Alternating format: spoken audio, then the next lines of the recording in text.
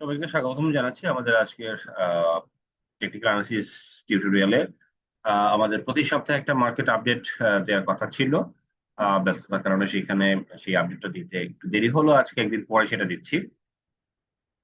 আপনারা স্ক্রিনে যে পেজটা দেখছেন, সেটা হচ্ছে স্টক নাও এর মার্কেট ম্যাপের একটা পেজ। তো এই স্ক্রিন থেকে কিভাবে আপনারা মার্কেটকে একটু রিড করার চেষ্টা করতে পারেন এবং পটেনশিয়াল সেক্টর এবং সেই পটেনশিয়াল সেক্টর থেকে সেগ্রিগেট করে করে পটেনশিয়াল ইনস্ট্রুমেন্ট গুলো বের করতে পারেন, আজকে সেটা একটু দেখাবো। সেই সঙ্গে মার্কেটের আপকামিং ডে গুলোতে টেকনিক্যাল পজিশন কি, ইনসাইটস কি, কেমন হতে পারে সেটা সম্ভাব্য একটা টেকনিক্যাল ধারণা, এই বিষয়গুলো নিয়ে আলোচনা করব। প্রথমে আমরা যেটা দেখতে পাচ্ছি যে মার্কেট ম্যাপের এই যে যে পেজটা, এটা হচ্ছে টাকার অঙ্কে এখানে ওনারা দেখিয়েছেন এই স্টক নাও। এটা একদিক থেকে ভালো হয়েছে, বিকজ টাকার অঙ্কে যখন এটা দেখায় সেই ক্ষেত্রে ভালো হয়, যে বোঝা যায় যে অ্যাকচুয়ালি কোথায় মানি ফ্লোটা হচ্ছে। তা আপনারা জানবেন যে ইন্স্যুরেন্স সেক্টরটা কিন্তু 2 দিন আগেও খুব ভালো ছিল। তো যেটা হয়েছে, এই ইন্স্যুরেন্স সেক্টর থেকে কিন্তু এখন একটা প্রফিট বুক শুরু হয়েছে এবং আজকে খুব ভালো পরিমাণ একটা প্রফিট বুক হয়েছে। আমরা যদি একটু আহ, আমার স্টকে যাই, আপনারা দেখতে পাচ্ছেন যে ইন্স্যুরেন্স সেক্টর সেকেন্ড পজিশনে ছিল। 183 কোটি টাকার মার্কেট টার্নওভার হয়েছে। আমরা যদি একটু কম্পেয়ার করি, দেখেন গতকালের থেকে কম, গতকাল ছিল মানে 221 কোটি টাকা, অর্থাৎ 222 কোটি টাকার মতো এখানে টার্নওভার ছিল। সেখানে আজকে 183 কোটি টাকা, তো এইখানেই অলমোস্ট 37-38 কোটি টাকার মতো টার্নওভার কমে গিয়েছে। আর এইখানে এই যে গ্রিন, গ্রিন মাত্র ছিল 9টা, 20%। আর লুজার ছিল হচ্ছে 34, অর্থাৎ 79%। তার মানে লুজার বেশি, টার্নওভারও মোটামুটি মডারেট ছিল। তার মানে এখানে প্রফিট বুক হয়েছে, এবং যখন প্রফিট বুক হয় সাধারণত এটা কামব্যাক করতে মিনিমাম 3 থেকে 4টা ওয়ার্কিং ডে এর মতো লেগে যায়, যদি মার্কেট বুলিশ থাকে। তাহলে ইন্স্যুরেন্সের টাকাটা অ্যাকচুয়ালি কোথায় ইন হয়েছে, আমরা যদি একটু দেখি যে টেক্সটাইল আজকে হয়েছে মানি ফ্লো টপ। আমরা কম্পেয়ার করে দেখি টেক্সটাইলে, হ্যাঁ টেক্সটাইলে কিছুটা হয়েছে। যেমন টেক্সটাইলে গতকাল ছিল 200 249 কোটি টাকা, সরি দুঃখিত, 249 কোটি টাকা আজকের। টেক্সটাইলের গতকাল ছিল টুডেজ ভ্যালু, এটা গতকাল কোটা শো করছে না। হ্যাঁ, 227 কোটি টাকা গতকাল, আজকে হচ্ছে 249। তার মানে এখানে টার্নওভার কিছুটা বেড়েছে, অলমোস্ট 25 কোটি টাকার মতো। তার মানে ওই 37 কোটি টাকার মধ্যে 25 কোটি টাকার একটা অংশ কিন্তু টেক্সটাইলে আসছে।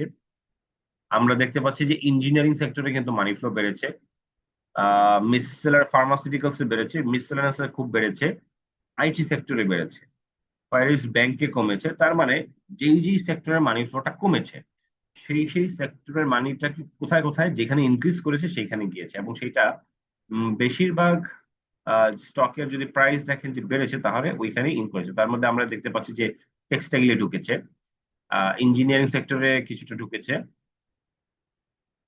ফুয়েল অ্যান্ড পাওয়ারে ঢুকেছে, ফিনান্সিয়াল ইনস্টিটিউশনে ঢুকেছে। তার মানে এই সেক্টর গুলোতে মানি ইন হয়েছে, স্মার্ট মানিতে এখানে ইন হয়েছে।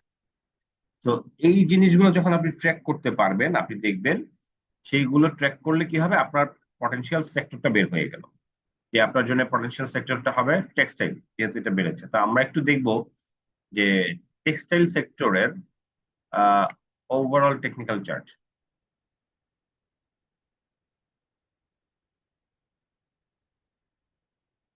আমরা টেক্সটাইল সেক্টরের চার্টে গেলাম, আপনারা দেখতে পাচ্ছেন। আমি একটু ইয়ে নিয়ে আসি। এইখানে মেকডি কিন্তু একটা ভিন্ন সংকেত দিচ্ছে, সেটা হচ্ছে যে এই যে এই জায়গাগুলোতে যেমন মেঘটি একটু ফল করেছে, এইখানে একটু কারেকশন হয়েছে। হ্যাঁ, এই যে এইরকম হালকা গ্রিন আসার পর একটু কারেকশন হয়েছে, ঠিক একইভাবে এখানেও কিন্তু হালকা গ্রিন গতকাল এবং আজকে এই 2 দিন আসছে, যদিও শেয়ার দাম বেড়েছে কিন্তু এখানে কিন্তু আসছে। তার মানে হলো সামনের দিনগুলোতে আস্তে আস্তে মোমেন্টাম একটু একটু করে কমতে কমতে কি হবে, এই ইন্স্যুরেন্সের মতো টেক্সটাইল থেকেও কিন্তু প্রফিট বুক হবে। এবং প্রফিট বুক হলে ওই যে বললাম, মিনিমাম 3 থেকে 4 দিন লাগে আবার মোমেন্টাম গেইন করতে। তার মানে আরো 3-4 দিন যদি ধরি তাহলে আলটিমেটলি এই ধরনের একটা ডিক্লাইনিং বা কারেকশন হয়ে আবার হয়তো আপ হইতে পারে। তবে টেক্সটাইলের ব্যাপারে আমরা কি পেলাম, যে টেক্সটাইলটা পটেনশিয়াল হলো, এটা থেকে প্রফিট বুক হওয়ার হাই চান্স থাকতে পারে। সো টেক্সটাইলে আপাতত কি করা যাবে না যে এটাতে আমরা যাব না বা আমরা এটা দেখবো না। পরবর্তীতে আমাদের পটেনশিয়াল স্টক হচ্ছে ইঞ্জিনিয়ারিং সেক্টর। আমরা তাহলে ইঞ্জিনিয়ারিং সেক্টরের দিকে যাই। চলে আসছে। আমরা দেখছি যে ইঞ্জিনিয়ারিং সেক্টরে ম্যাকডিটা মাত্র বুলিশ হচ্ছে এবং এখানে ক্রসওভার হয়েছে জিরো লাইনের উপরে। তারপরে ইঞ্জিনিয়ারিং সেক্টরের কিছু কিছু স্টক সামনের দিনগুলোতে খুব ভালো করতে পারে। আমরা আরো একটা স্টকের দেখবো, সেক্টর দেখবো। ইঞ্জিনিয়ারিং স্টকটা ভালো, ইঞ্জিনিয়ারিং সেক্টরটা ভালো করছে। মিসসেলেনাসে যাব না। আইটি তে আমি আসলে যেতে চাচ্ছি না, যদিও মানি ফ্লো বেড়েছে বা গেইনার ছিল, কিন্তু আমি আসলে যাব না বিকজ ওইটাতে আমার খুব একটা বেশি আগ্রহ নেই। খুব অল্প সংখ্যক স্টক এখানে। Fuel and power, financial institute, এই দুইটাতে আহ, দেখা যেতে পারে। আরেকটা হচ্ছে লাইফ ইন্স্যুরেন্স, এটা তো দেখা যেতে পারে। তো আমি অ্যাকচুয়ালি যেহেতু বড় সেক্টর হিসেবে ইঞ্জিনিয়ারিংটাকে কাউন্ট করেছি। সেকেন্ড আরেকটা স্টক, আরেকটা সেক্টর যদি আমি ধরি এখানে, তো আমি দেখতে পাচ্ছি যে ফুড অ্যান্ড অ্যালাইড সেক্টরটা আমরা একটু দেখবো। ফুড অ্যান্ড অ্যালাইড, হ্যাঁ আমরা দেখতে পাচ্ছি যে ফুড অ্যান্ড অ্যালাইডটাও এখানে ম্যাকডি ক্রস ওভার করে হিস্টোগ্রামটা গ্রিন বা পজিটিভ আছে। আহ, আমরা একটু দেখে আসি এভাবে আসলে, যেহেতু পাচ্ছি না, আমরা এখান থেকে একটু দেখি। ইঞ্জিনিয়ারিং সেক্টরটাকেই আমরা একটু প্রাধান্য দিয়ে একটু দেখার চেষ্টা করব।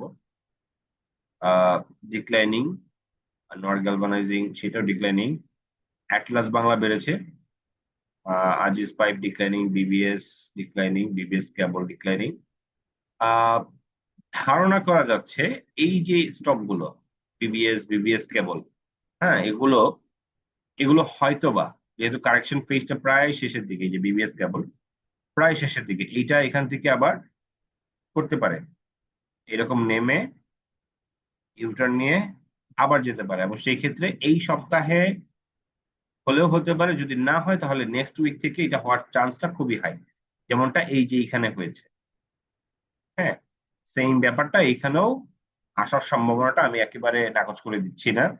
তো এটা দেখতে হবে আমাদের। বিএসআরএম লিমিটেড তো ভালো করেছে, স্টিল ভালো করেছে। কপার টেক, হ্যাঁ কপার টেক এই যে এখানে, এখানে আবার ইউটার্ন নেওয়ার চেষ্টা করছে, এইখানে কনসলিডেশন হয়েছে। তারপর দেশবন্ধু পলিমার এখনো পর্যন্ত করেনি। ডোমিনেস ট্রাই করতেছে। জিপিএস ইস্পাত, হ্যাঁ জিপিএস ইস্পাত এখানে হতে পারে। এখানে এটা ব্রেকআউট যদি করতে পারে, তাহলে হচ্ছে এটা পরবর্তী যে রেজিস্ট্যান্স, অর্থাৎ এই লেভেলে, অর্থাৎ 22 টাকা বা 22 টাকা পর্যন্ত এটা শেয়ারের মাঝখানে আর তেমন কোনো বাধা নেই। তো এইটা একটা পটেনশিয়াল স্টক হতে পারে।